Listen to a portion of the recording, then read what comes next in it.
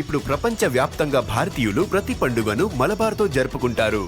ఎందుకంటే మలబార్ అందిస్తుంది అద్భుతమైన అవకాశాన్ని. ఇది మీ పండుగలను మరింత ప్రత్యేకంగా చేస్తుంది.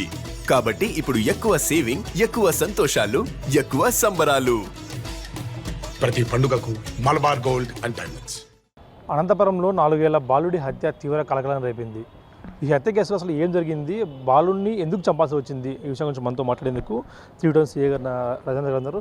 సార్ సార్ ఈ హత్యలో 4 ఏళ్ల బాలుడిని చంపేందుకు ఆ వ్యక్తికి మనసాల ఎందుకు చంపాడు? మాకు 26వ తేదీ మధ్యాహ్నం 12 గంటలకు ఫిర్యాదు వచ్చిందండి. 4 ఏళ్ల బాలుడు అర్ధరాత్రి 12 గంటల సమయంలో ఇంటిలో నుంచి అదృశ్యమైనాడని. వెంటనే దీన్ని మేము బాయ్ మిస్సింగ్ కింద కేసు రిజిస్టర్ చేసినాము.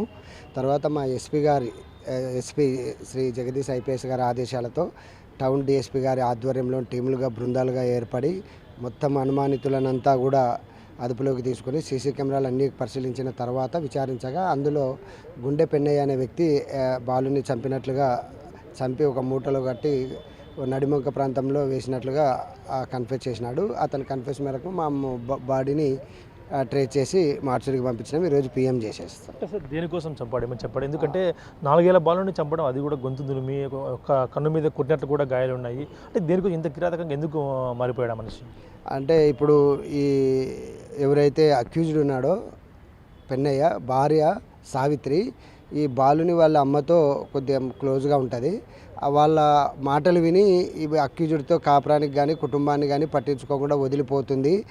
ఈ బాధ వాళ్ళకు చూపెట్టాలని కసి పెంచుకొని భావించి, వాళ్ళేం చెప్పడం లేదు అని వాళ్ళు చెప్తున్నారు, అట్లాగా భావించి కొంచెం కసి పెంచుకొని వాళ్ళు రాత్రి 12 గంటలకు టిఫిన్కి తల్లిదండ్రులు పోతే ఎవరు లేని సమయంలోనే ఇంటికి పోయి ఆ బాలుడి వీళ్ళకి పరిచయం ఇంతకుముందే పక్క ఇండ్లే కాబట్టి పరిచయం ఉండడం చేత ఏం అరవలేదు.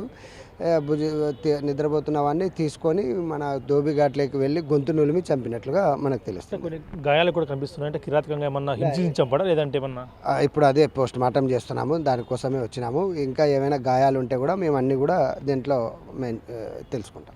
మీకు ఎప్పుడు పట్టుకున్నారు సార్ అతను వచ్చి లొంగిపోయాడు ఏమన్నా? లేదు, మేమంతా కూడా అనుమానితులను అదుపులోకి తీసుకున్నాం, అప్పుడే తెలిసిపోయింది.